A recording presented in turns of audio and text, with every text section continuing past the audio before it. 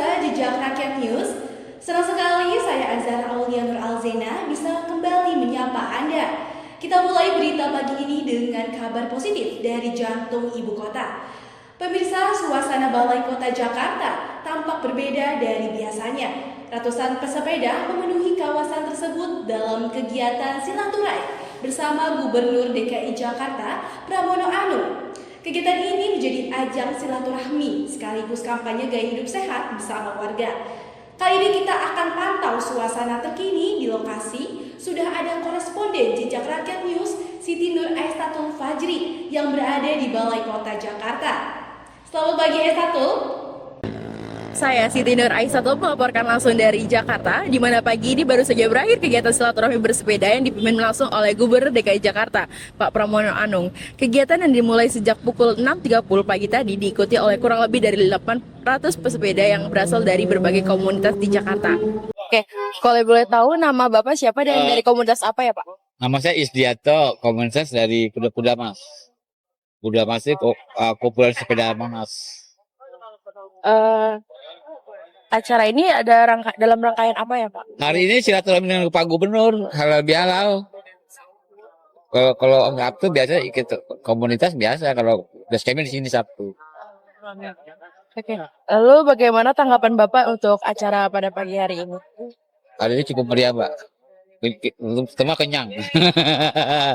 Meriah dengan Pak Gubernur. Jadi orangnya baik, menyapa gitu kan. Saya bisa ngobrol sejenak gitu. Artinya dia mau nemenin kita lah, bersepeda muter-muter 35 kilo tuh. Jadi Pak, terima kasih ya Pak. Demikian informasi pada pagi hari ini. Saya Siti Nur Aisatul Fajri mengabarkan dari Jakarta. Kembali ke studio. Terima kasih Aisatul untuk laporannya langsung dari Balai Kota Jakarta.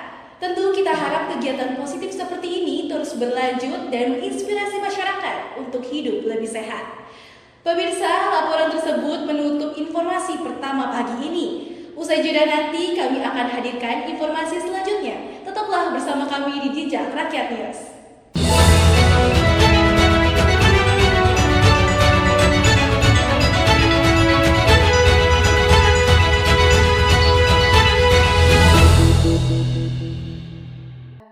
Selamat siang pemirsa, senang sekali saya Aisatul Fajri dapat kembali menemani Anda di siang hari ini. Kita buka kabar dari Jakarta, di mana tengah berlangsung sebuah pameran istimewa yang mempererat hubungan dua negara sahabat, Indonesia dan juga Arab Saudi. Pameran ini merupakan hasil kerjasama antara pemerintah Indonesia dan Kerajaan Arab Saudi yang berupaya memperkuat kedua hubungan melalui jalur kebudayaan dan juga keagamaan. Untuk mengetahui lebih lengkap suasananya, kita sudah terhubung dengan rekan kami Sechio yang melaporkan langsung dari Masjid Istiqlal Jakarta. Sechio, seperti apa suasana di sana dan seberapa banyak antusias jemaah yang hadir, serta dari kalangan mana saja? Silakan. Oke, baik Aisatul. Selamat siang pemirsa, saya Sachio melaporkan langsung dari Masjid Istiqlal Jakarta, di mana tengah berlangsung pameran jembatan persaudaraan Indonesia dengan Arab Saudi. Pameran ini merupakan hasil kerjasama antara pemerintah Indonesia dan Kerajaan Arab Saudi yang bertujuan mempererat hubungan bilateral melalui jalur kebudayaan dan keagamaan. Siang ini, suasana pameran cukup ramai oleh pengunjung dari berbagai kalangan. Terlihat sejumlah keluarga, rombongan pelajar hingga wisatawan yang sedang berkunjung ke Masjid Istiqlal turut menikmati suasana pameran. Pameran ini dibuka untuk umum dan berlangsung dari tanggal 24 April hingga 3 Mei 2025 dengan jam operasional pukul 10 pagi hingga 7 malam waktu Indonesia Barat pada hari Sabtu hingga Kamis dan pukul 9 pagi hingga 8 malam waktu Indonesia Barat khusus hari Jumat. Acara pameran ini adalah acaranya Kementerian Urusan Agama yang ada di Saudi Arabia. Kemudian bekerja sama dengan Kementerian Agama di Indonesia. Dalam rangka menunjukkan betapa eratnya hubungan antara Indonesia dengan Saudi Arabia. Uniknya, pengunjung bisa mendapatkan Al-Quran, air zam-zam, dan kurma secara gratis. Beragam instalasi ditampilkan, termasuk replika arsitektur tradisional Arab Saudi, manuskrip Al-Quran, pameran foto sejarah Mekah, miniatur Masjid Nabawi, serta ruang interaktif virtual reality yang memungkinkan pengunjung menjelajahi kota Mekah dan Madinah secara imersif. Kalau saya alhamdulillah saya masuk ke sini kayak menambah pengetahuan saja sih, yang terutama yang pencetakan Al-Qur'an dari tahap penulisan sampai percetakan saja sih. Saya Satyo, demikian laporan kali ini, kembali ke studio. Terima kasih Satyo atas laporan langsungnya.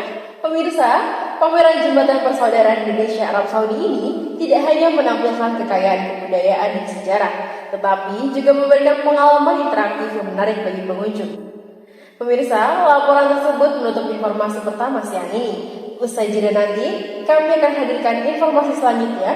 Tetaplah bersama kami di Jejak Rakyat News.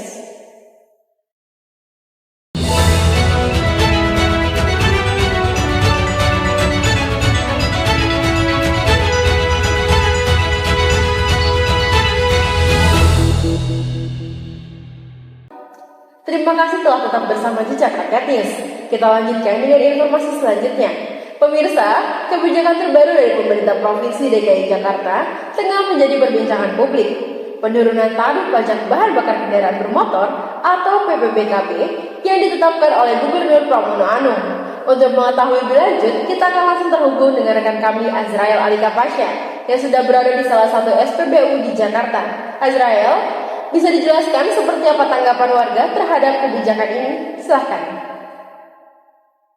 Baik, terima kasih Aistatul. Selamat sore pemirsa, saya Azrael Kapasya melaporkan langsung dari salah satu stasiun pengisian bahan bakar umum atau SPBU di Jakarta. Sore hari ini suasana cukup ramai. Sejumlah warga tampak mengantri untuk mengisi bahan bakar karena menyusul kebijakan baru yang diumumkan oleh pemerintah Provinsi DKI Jakarta terkait penurunan tarif pajak bahan bakar kendaraan bermotor atau PBBKB. Gubernur DKI Jakarta, Bapak Pramono Anung telah menetapkan penurunan tarif PBBKB dari sebelumnya 10% menjadi 5% untuk kendaraan pribadi.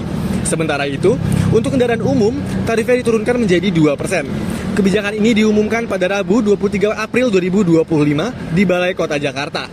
Penurunan tarif ini merupakan implementasi dari kewenangan yang diberikan kepada gubernur melalui Undang-Undang Nomor 1 Tahun 2022 tentang hubungan keuangan antara pemerintah pusat dan juga pemerintah daerah. Sebenarnya sih ini salah satu langkah yang pro rakyat juga ya, karena kan sebenarnya sekarang biaya hidup lagi serba mahal dan US dollar juga sekarang lagi tinggi banget, hampir 17.000, bahkan pernah mencapai 17.000.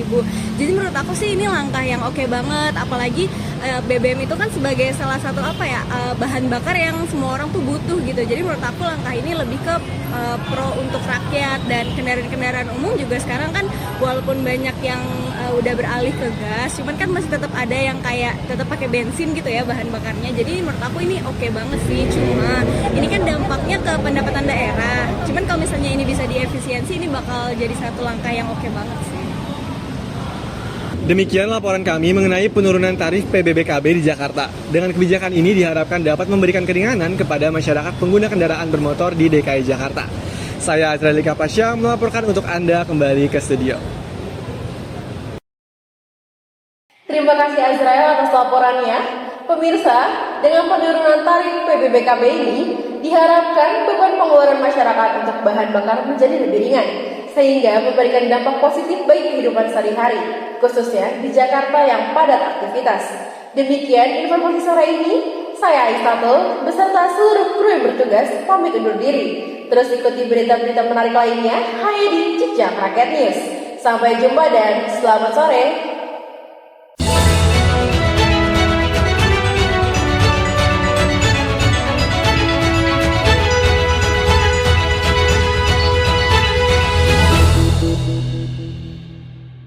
Selamat siang pemirsa, senang sekali saya Azara Aulia dapat kembali menemani Anda di siang hari ini.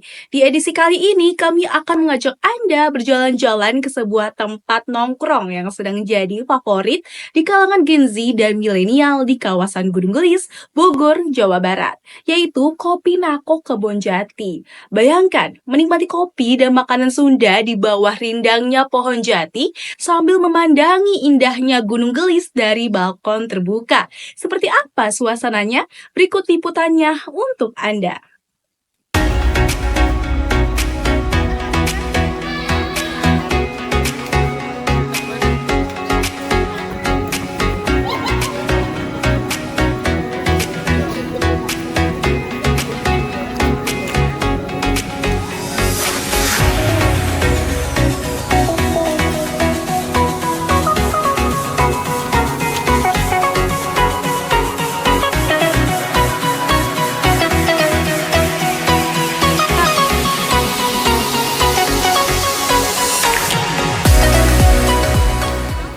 Bogor selalu punya cara unik untuk memanjakan para wisatawan yang pencinta alam dan juga pencinta kopi. Kali ini saya akan mengajak Anda ke Kopinako, Kebonjati. Yuk ikuti.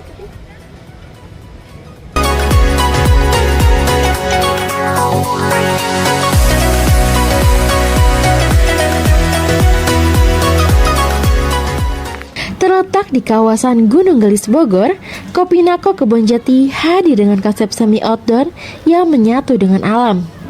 Bangunannya didominasi elemen kaca, kayu, dan baja ringan, sehingga menciptakan nuansa industrial modern tapi tetap adem.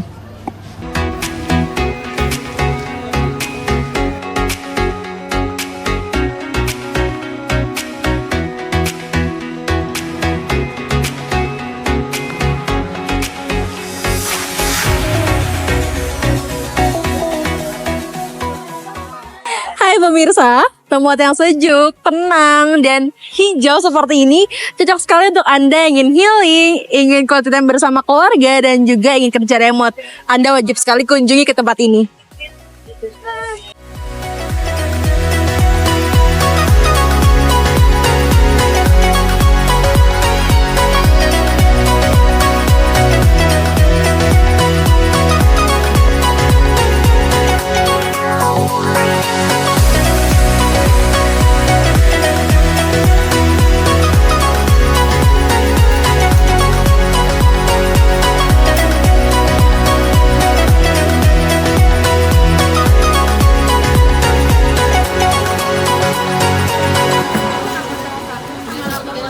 Nah pemirsa, satu hal yang wajib dicoba ketika kamu ke Kopinako adalah es kopinya. Ini namanya es kopi sayang. Yuk kita coba.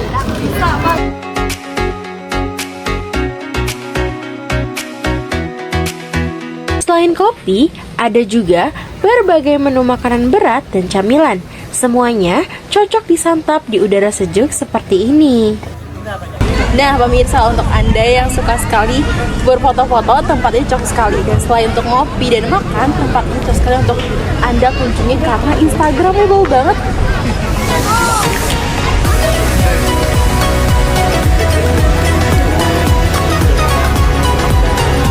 Banyak pengunjung datang bersama keluarga atau pasangan.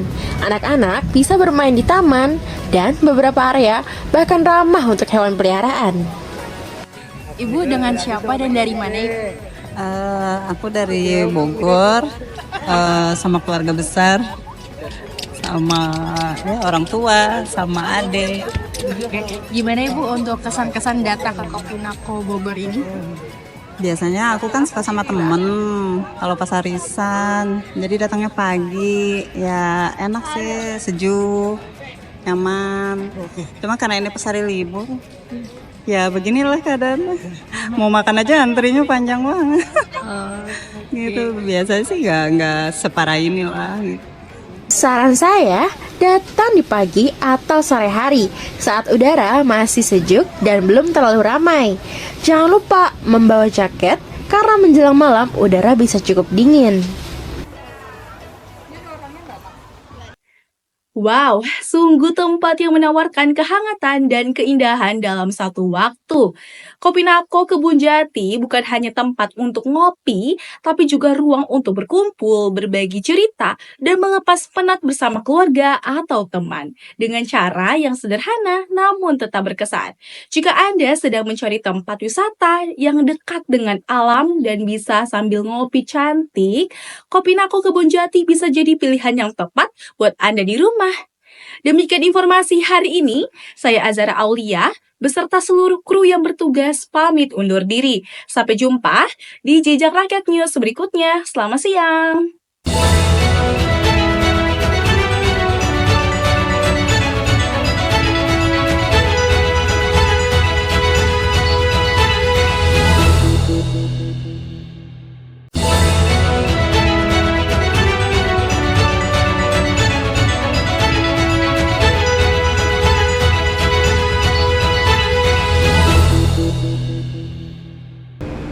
Selamat siang pemirsa, senang sekali saya, Eva Fadila, dapat kembali hadir di tengah-tengah Anda semua.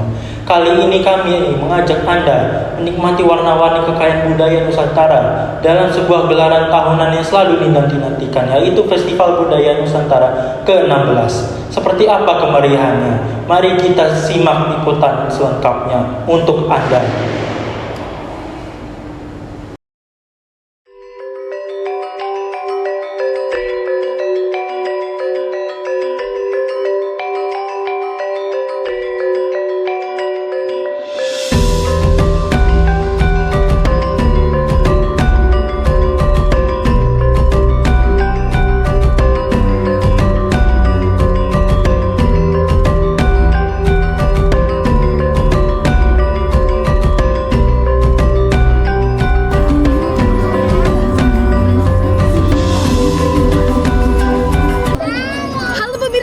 Rakyat News, selamat datang di Festival Budaya Nusantara ke-16.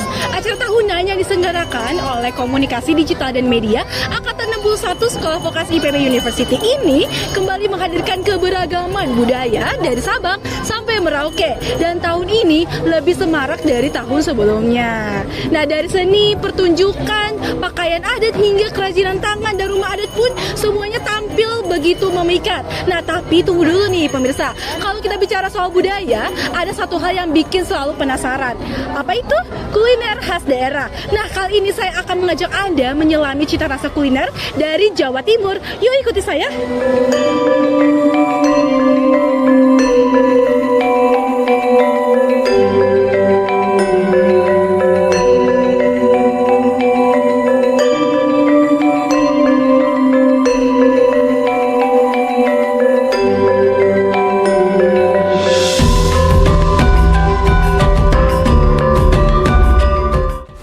Festival Budaya Nusantara ke-16 kembali digelar di alun-alun Kota Bogor pada Minggu 18 Mei 2025, menghadirkan kekayaan tradisi dari berbagai penjuru tanah air. Festival ini terbuka untuk umum, jadi siapapun bisa datang, jalan-jalan, menikmati sajian budaya yang ada. Kegiatan dibuka secara simbolis oleh sambutan dari tamu VIP yang hadir, mulai dari Ketua Program Studi Komunikasi Digital dan Media, pimpinan dari Sekolah Vokasi, hingga perwakilan dari pemerintah Kota Bogor. Tak hanya itu, pengunjung juga disambut oleh deretan stand budaya dari berbagai daerah dengan dekorasi rumah adat yang khas, pertunjukan seni, pakaian adat, dan tentunya makanan tradisional. Salah satu stand yang langsung menarik perhatian saya adalah dari Jawa Timur. Halo pemirsa Jejak Rakyat News, saya saat ini sedang berada di stand Jawa Timur nih.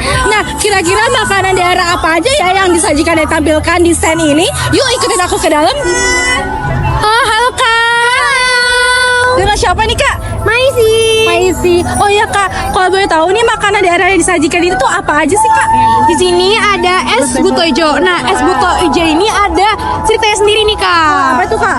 Nah, jadi es buto ijo ini itu dari ada sepasang suami istri. Nah, suaminya ini namanya Pak Jito. Namun istrinya yang berjualan. Biasa kalau orang kan ibu-ibu atau bapak-bapak manggil istrinya kan kayak Bu Jito gitu kan nama panggilan suaminya. Nah, pas ketika mereka jualan, biasanya dipanggilnya mau apa? Es Bu Jito gitu kan, Bu Jito. Nah, terus satu lagi, kenapa esnya dipanggil es buto ijo? Karena esnya ini berwarna hijau, jadi makanya dinamakannya es buto ijo. Itu gabungan dari nama sang suami dan warna es tersebut. Terus ada kue manco. Nah, kue manco ini yang lagi viral nih, yang di TikTok. Yang di TikTok ya, kalau di TikTok mungkin bahasanya ya tai kucing ya. Sebenarnya itu dari Jawa Timur. Itu rasanya manis, terus gurih dari wijen gitu. Dan yang terakhir kita ada pecel Madiun. Oke Kak, nah berarti dari makanan yang tadi itu apa aja sih yang membedakan satu sama lain, dari keunikannya deh? Yang paling menonjol apa? Yang paling menonjol itu yaitu tadi ada kue manco. Karena kan lagi viral banget, soalnya ngetrend banget kan di kalangan media sosial. Makanya kita adakan itu. Tapi mungkin masih ada yang ini kue apa gitu. Terus Di kita juga kue manconya sendiri itu bentuknya kecil. Oh kecil, benar. Kalau di TikTok itu kan gede ya. Gede lontong kali ya, kalau lebih gede lagi. Itu sih Kak. Oke. Dan ada ceritanya sendiri, jadi itu yang bikin menarik gitu. Oh gitu. Oh ya, aku mau coba gak makanan daerahnya? Boleh. Sini. Mana nih? Oke, nah ini apa nih Kak? Dia masih ada stok guys, ada ini pecel Madiun. Pecel Madiun. Boleh lah Kak, langsung coba ini. Oke, ini apa nih Kak? Ini namanya es buto hijau. Wah, aku mau coba ini. Boleh dong cobain. Boleh.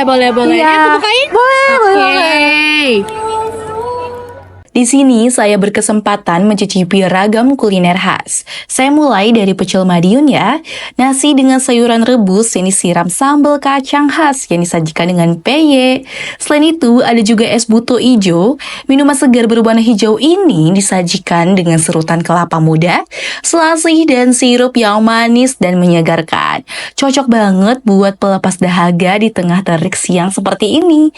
Dan yang tak kalah menarik nih permisa, tersedia juga kue manco, jajanan khas dari daerah Ponorogo yang terbuat dari ketan dan gula merah dan dibalut dengan wijen. Jadi setiap makanan yang dihidangkan di sini tak hanya memanjakan lidah, tapi juga memperkenalkan budaya Jawa Timur melalui rasa dan cerita di baliknya. Tak hanya kuliner saja nih pemirsa, pengunjung di stand ini juga bisa melihat langsung berbagai properti budaya tradisional yang gak kalah menarik. Di sini ada kuda lumping, yakni anyaman bambu berbentuk kuda yang biasa kita lihat dalam pertunjukan tari tradisional kuda lumping. Lalu ada juga nih topeng bapang khas dari Malang. Topeng ini memiliki hidung panjang dan mata yang besar, dan karakter ini katanya yakni tokoh yang pemarah dan pemberani loh. Di sisi lain ada juga nih pecut atau cambuk panjang yang biasa digunakan dalam reog Ponorogo. Nah serunya lagi nih pemirsa, pengunjung di sini nggak cuma bisa lihat aja, tapi juga bisa mencoba langsung propertinya. Seperti saya sekarang ini, sambil mencoba bermain kuda lumping dan mencoba memakai topeng bapang. Asik banget ya.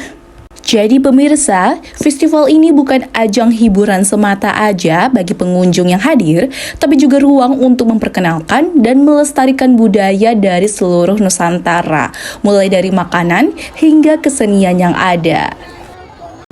Luar biasa ya pemirsa, warisan budaya Jawa Timur yang ditampilkan di festival ini benar-benar mampu membuat kita semakin mencintai keberagaman Indonesia. Lewat cita rasa masakan yang autentik, seni tradisi yang hidup, dan kehangatan masyarakatnya, kita diajak tidak hanya menyaksikan, tapi juga merasakan langsung kekayaan budaya yang kita miliki. Saya, Evan Fadilah, beserta seluruh kru yang bertugas, pamit undur diri. Terima kasih telah menyaksikan Jejak Rakyat News. Sampai jumpa di liputan selanjutnya, dan selamat siang.